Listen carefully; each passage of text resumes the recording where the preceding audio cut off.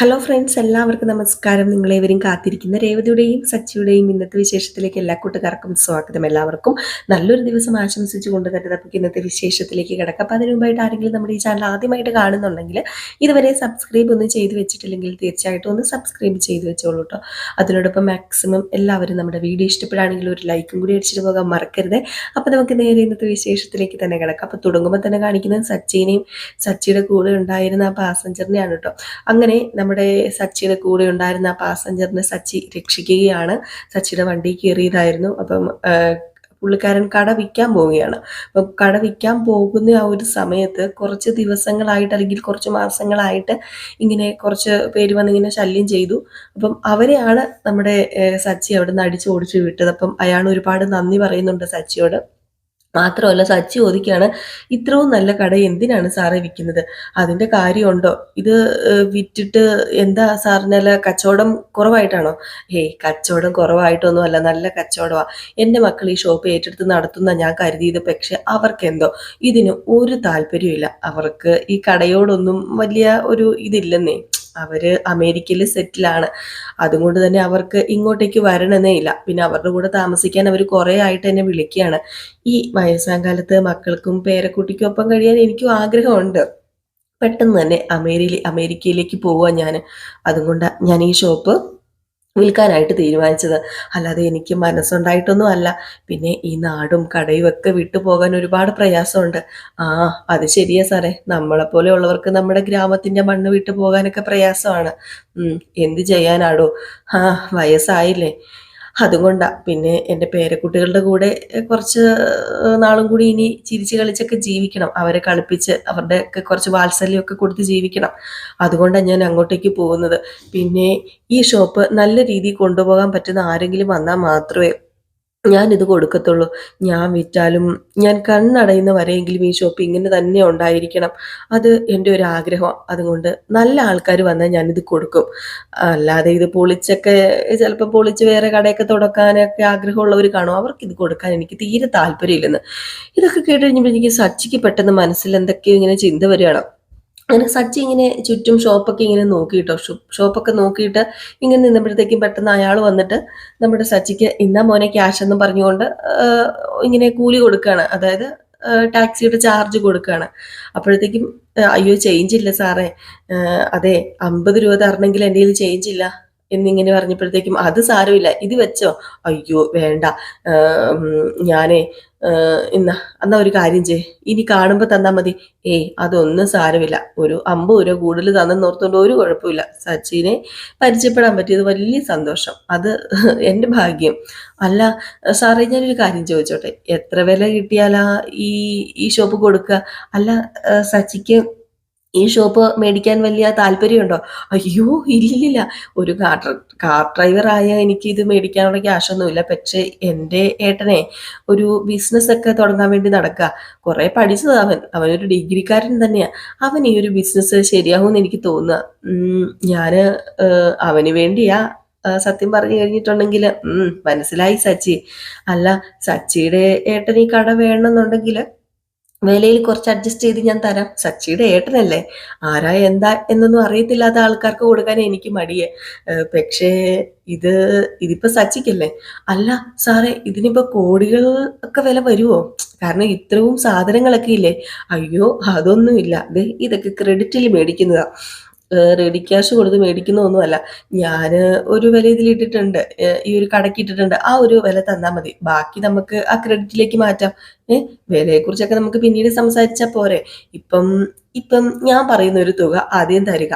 അത് ഈ കടയുടെ വിലയാണ്, ഇവിടെ ഇരിക്കുന്ന സാധനങ്ങളുടെ വിലയല്ല. അത് പിന്നെ സാറേ ഞാൻ അവനുമായിട്ടൊന്ന് സംസാരിക്കട്ടെ വീട്ടിൽ ചെന്നിട്ട്, അതുപോരെ? അത് മതി സച്ചി.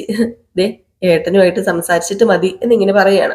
ഏതായാലും നമ്മുടെ സച്ചി ചെയ്ത നല്ലൊരു കാര്യം തന്നെയാണ് കേട്ടോ. കുശുമ്പും കുന്നായ്മയൊന്നും ഇല്ല കേട്ടോ പാവം പുള്ളിക്കാരന്.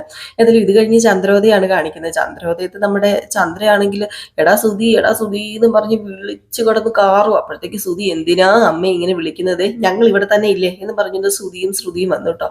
അപ്പോഴത്തേക്കും ചന്ദ്ര പറഞ്ഞു, ഞാൻ പതുക്കിയാ വിളിച്ചത്. അല്ല, നിനക്ക് എന്താടാ പറ്റിയത്? എന്താ വല്ലാതിരിക്കുന്നത്?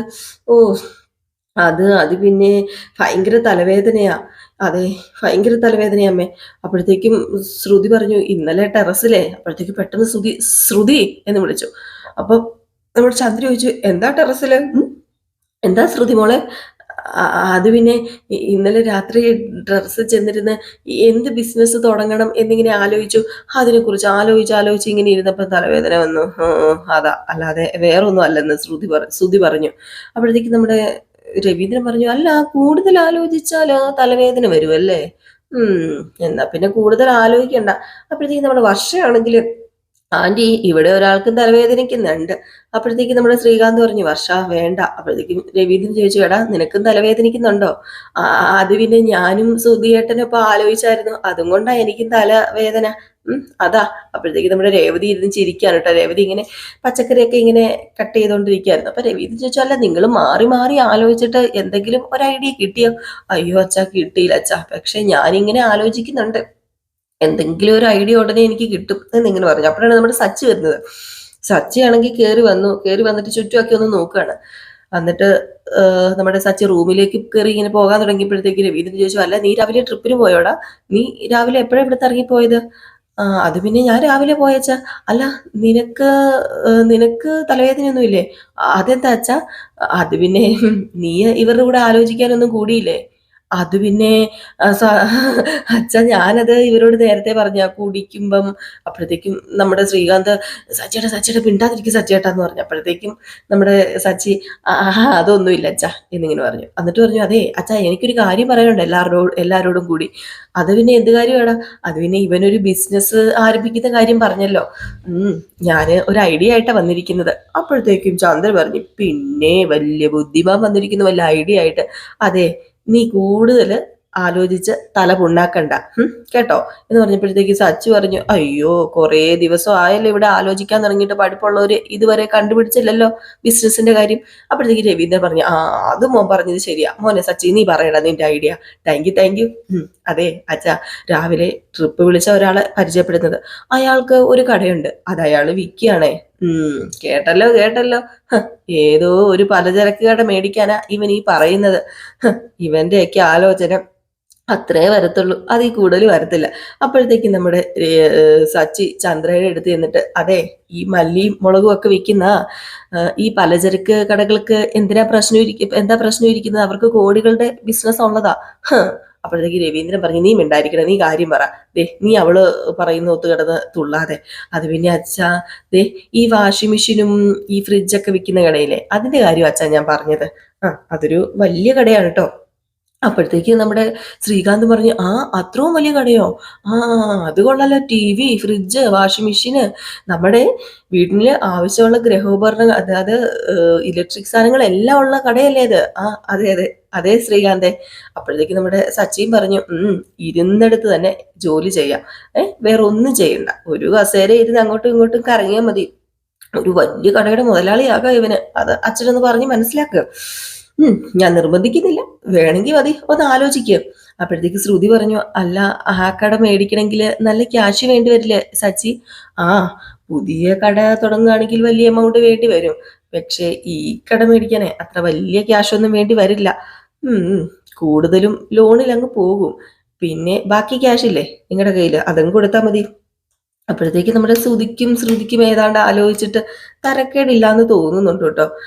ഏതായാലും ഇപ്പൊ നമ്മുടെ സച്ചി പറഞ്ഞു, കടയുടെ ഓർഡർ ഇപ്പം അമേരിക്കയിലാ. ഇനിയിപ്പം അവർക്കൊപ്പം താമസിക്കാനായിട്ട് അമേരിക്കയിലേക്ക് പോവാ, അതുകൊണ്ടാ അയാൾ ആ കട വിൽക്കുന്നത്. അപ്പോഴത്തേക്ക് നമ്മുടെ വർഷ പറഞ്ഞു, ഇത് നല്ല ഐഡിയ ആണ് കേട്ടോ. അപ്പൊ രേവതി പറഞ്ഞു, അല്ല അതിന് അവരുടെ കയ്യിലെ കാശ് കൊണ്ട് മേടിക്കാൻ പറ്റുമോ? അതിന് ഇവന്റെ അമ്മായിച്ചൻ കുറച്ച് ക്യാഷ് കൊടുത്തിട്ടുണ്ടല്ലോ. പിന്നെന്താ കുഴപ്പം? ഏതായാലും ആ കട മേടിക്കുന്നത് നല്ലത് തന്നെയാണ്. അതും കറക്റ്റ് സ്ഥലത്താണോ, നല്ല കച്ചവടമുള്ള കടയാ. അപ്പോഴത്തേക്ക് നമ്മൾ ശ്രീകാന്ത് പറഞ്ഞു, ഈ ബിസിനസ് മിക്കവാറും ഏട്ടന് പറ്റും. ഒരു സ്ഥലത്ത് തന്നെ ഇരുന്നാൽ മതിയല്ലോ. ഏട്ടന് ഇത് പെർഫെക്റ്റ് ആയിരിക്കും ഏട്ടന് പെർഫെക്റ്റ് ആയിരിക്കും. അപ്പോഴത്തേക്ക് നമ്മുടെ സുധി ഇങ്ങനെ ആലോചിക്കാണ് കേട്ടോ. ശരിയാണല്ലോ, ഞാനൊരു കട മുതലാളി ആവൂല്ലോ എന്നൊക്കെ. അപ്പൊ ഇതിന്റെ ഇടയ്ക്ക് നമ്മുടെ സച്ചി പറഞ്ഞു, അത് പിന്നെ അച്ഛാ, 2 പേരുണ്ടല്ലോ, ചെറിയ വിലയ്ക്ക് ആ കട കൊടുക്കണം എന്ന് പറഞ്ഞു ഓണറിനെ പിടിച്ചു വരട്ടുമായിരുന്നു. ഞാൻ ഏതായാലും 2 പേട പെടച്ചു അവർക്ക്. അപ്പോഴത്തേക്കും ഓണറിന് എന്നെ ഭയങ്കര ഇഷ്ടമായി. അതുകൊണ്ട് തന്നെ പറഞ്ഞു, കടയ്ക്ക് വിലയ്ക്ക് അഡ്ജസ്റ്റ് ചെയ്ത് തരാമെന്ന്. അതുകൊണ്ട് തന്നെ കടയ്ക്ക് ഒത്തിരി വിലയൊന്നും ആകാനും പോകുന്നില്ല. പിന്നെ കട നല്ല രീതിയിൽ മുന്നോട്ടേക്ക് കൊണ്ടുപോകാൻ ശേഷിയുള്ളവർക്ക് കട കൊടുക്കൂന്ന് അദ്ദേഹം പറഞ്ഞായിരുന്നു. ഉം ഇവന് അതിനുള്ള ശേഷി ഉണ്ടല്ലോ അച്ഛാ. ഇവന് ശേഷി കുറവൊന്നും ഇല്ലല്ലോ. അപ്പോഴത്തേക്ക് നമ്മുടെ സുധി പറഞ്ഞു, എനിക്ക് എന്ത് ശേഷി കുറവാണ്, ഞാൻ കടയൊക്കെ നന്നായിട്ട് മുന്നോട്ടേക്ക് കൊണ്ടു. അപ്പോഴത്തേക്ക് രവീന്ദ്രൻ വന്നു. രവീന്ദ്രൻ വന്നിട്ട് സുധീരുടെ മുമ്പിൽ വന്ന് നിന്നിട്ട് ചോദിച്ചു, അല്ല എന്തായടാ, എന്താ എന്താ നിന്റെ തീരുമാനം? അപ്പോഴത്തേക്ക് ചന്ദ്ര പെട്ടെന്ന്, അതൊന്നും വേണ്ട, അതിന്റെ ആവശ്യമൊന്നുമില്ല. അല്ല നീ എന്തിനാ ചന്ദ്ര വേണ്ടാന്ന് പറയുന്നത്? സച്ചി പറഞ്ഞോണ്ടാണോ? അവൻ സുധീരെ നല്ലതിന് വേണ്ടിയല്ലേ പറയുന്നത്? ആഹാ, നീ അപ്പൊ തന്നെ വേണ്ടെന്ന് പറയുന്നത് എന്തിനാ? പിന്നെ സുധിയുടെ നല്ലതിന് വേണ്ടി. ഇവന് സുധിയുടെ അക്കൗണ്ടിലേക്ക് ക്യാഷ് വന്നപ്പോഴേ ഇവന് 1000 ചോദ്യങ്ങളാ ചോദിച്ചത്. സുധിക്ക് വേണ്ടി അവൻ ഇങ്ങനെ ഒരു ഐഡിയ പറയുന്നുണ്ടെങ്കിൽ എന്തെങ്കിലും ദുരുദ്ദേശം ഉണ്ടാകും. എനിക്ക് ഇത് വലിയ ശരിയായിട്ടൊന്നും തോന്നുന്നില്ല. നിങ്ങളെ ഇത് വലിയ ശരിയാന്നും പറഞ്ഞുകൊണ്ട് ഇരുന്നോ, എന്തോ ഉണ്ട് ഇതിന്റെ പിന്നിൽ, അതും കൊണ്ടാ. അപ്പോഴത്തേക്ക് നമ്മുടെ രേവതി പറഞ്ഞു, സച്ചേട്ടന് ഒരു ദുരുദ്ദേശമില്ല, അദ്ദേഹത്തിന്റെ മനസ്സിൽ അങ്ങനെ ഒരു ചിന്തയും വരത്തില്ല. നിങ്ങൾക്ക് സച്ചേട്ടനെ നന്നായിട്ട് അറിയത്തില്ല എന്നിട്ടാ. അദ്ദേഹത്തിന്റെ ഏട്ടൻ ബിസിനസിനെ കുറിച്ച് ആലോചിച്ചത് കൊണ്ട് കട വിൽക്കുന്ന കാര്യം അറിഞ്ഞപ്പോ ഇവിടെ വന്ന് പറഞ്ഞു, അത്രേ ഉള്ളൂ. അല്ലാതെ അതില് വേറെ ദുരുദ്ദേശങ്ങളൊന്നുമില്ല എന്റെ പൊന്ന് അമ്മ, അതൊന്ന് മനസ്സിലാക്ക. ഇദ്ദേഹത്തിന് നല്ലതിന് വേണ്ടിയിട്ടാ പറഞ്ഞത്. അയ്യോ, ശ്രുതിക്ക് നല്ലത് വരാൻ ആഗ്രഹിക്കുന്നതാണോ ഇവന്? എപ്പോഴും എന്റെ മോനെ ഇടിച്ചു താഴ്ത്തി സംസാരിക്കുന്നതാ സച്ചിയുടെ ഹോബി. അല്ലാതെ എന്റെ മോന് നല്ലതൊന്നും വരാൻ വേണ്ടി ഇവൻ ചെയ്യത്തില്ല. എന്താ അമ്മ പറഞ്ഞു വരുന്നത്? അമ്മ എപ്പോഴും സച്ചേട്ടനെ ഇടിച്ചു താഴ്ത്തി സംസാരിക്കുന്ന പോലെ സച്ചേട്ടൻ ഇടിച്ചു താഴ്ത്തി സംസാരിക്കുന്നതാണോ? ദേ, നിന്റെ അഭിപ്രായം ഒന്നും ഇവിടെ വേണം, നീ മിണ്ടാതിരിക്കും. അപ്പൊ നമ്മുടെ രവീന്ദ്രൻ പറഞ്ഞു, സച്ചി പറഞ്ഞ നല്ലൊരു അഭിപ്രായമാണ് ചന്ദ്രേ. എനിക്ക് ഒരു വിശ്വാസമുണ്ട് ആ ബിസിനസ് സുധിക്ക് നടത്താൻ പറ്റുമെന്ന്. പിന്നെ സച്ചി എന്ത് പറഞ്ഞാലും എതിർക്കുന്ന ഒരു രീതിയാണെന്ന് പറഞ്ഞില്ലേ?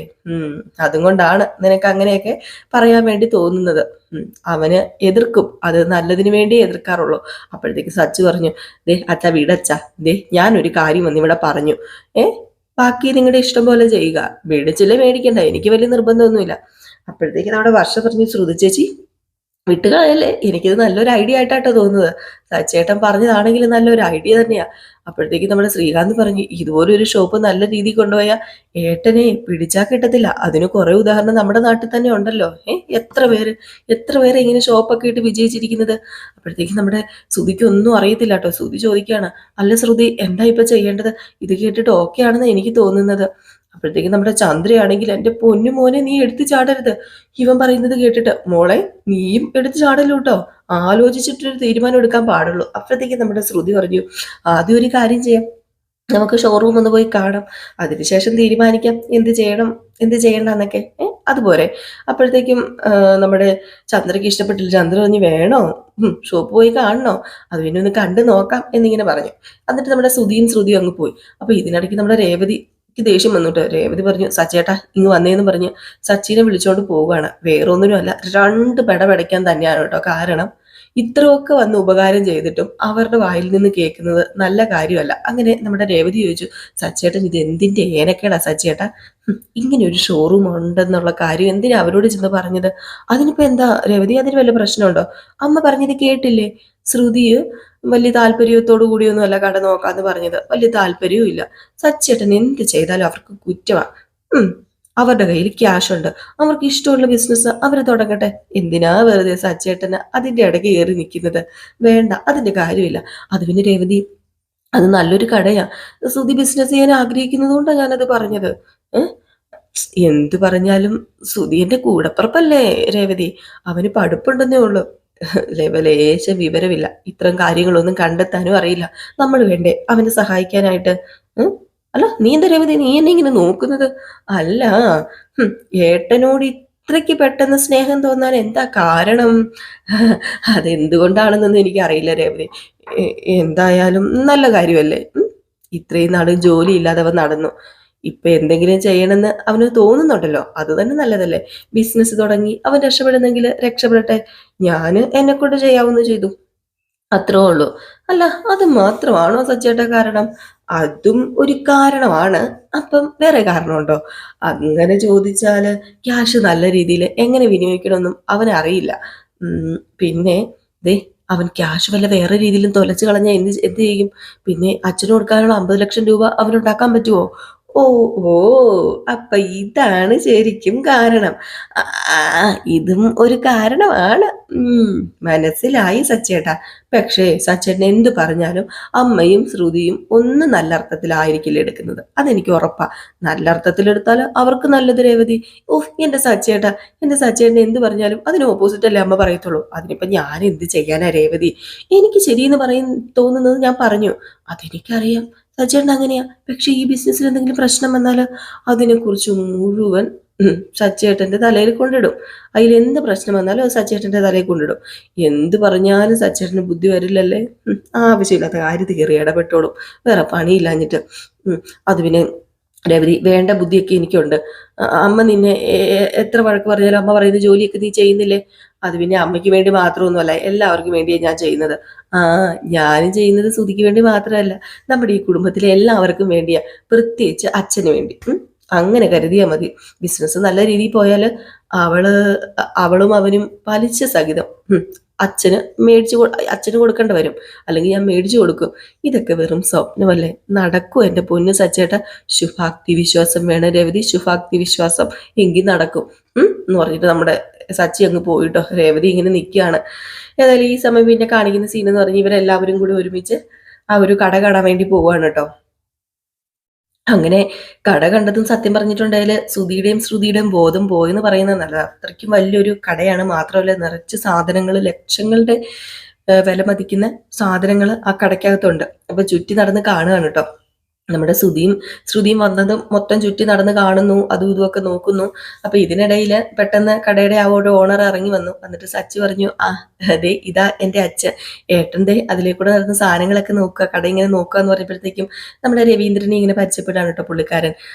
ഏതായാലും അവർ പരിചയപ്പെട്ട് കഴിഞ്ഞപ്പോഴത്തേക്കും, അല്ല കടയുടെ ഓണറാകാൻ പോകുന്ന ആളെ കണ്ടില്ലല്ലോ എന്ന് പറഞ്ഞു.